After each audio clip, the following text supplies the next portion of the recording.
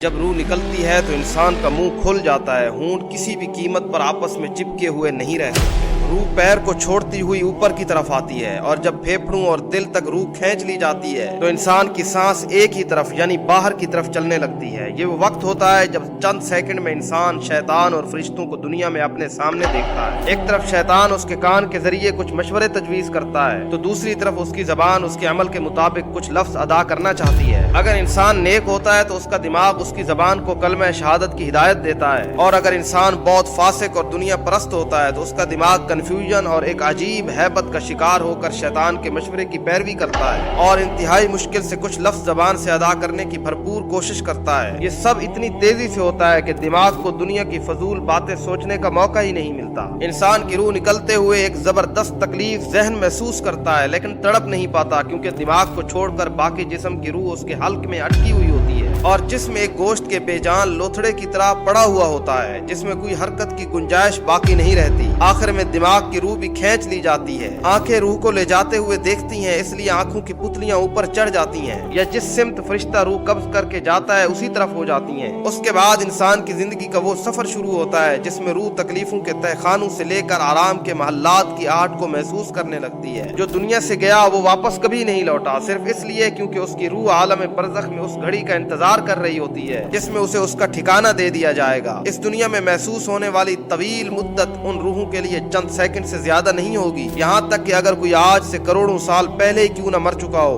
मोमिन की रूह इस तरह खींच ली जाती है जैसे आटे से बाल निकाला जाता है और गुनाहगार की रूह खारदार दरख्त पर पड़े हुए सूती कपड़े की तरह खींची जाती है। रोजाना उस वक्त को याद करो जब मैं और आप बेसहारा होंगे और मैंने और आपने वो लंबा सफर अकेले करना होगा। ये न हो कि मैं और आप दुनिया के अंदर इतने मसरूफ हो जाएं और उस आने वाले सफर की तैयारी ही न कर सकें।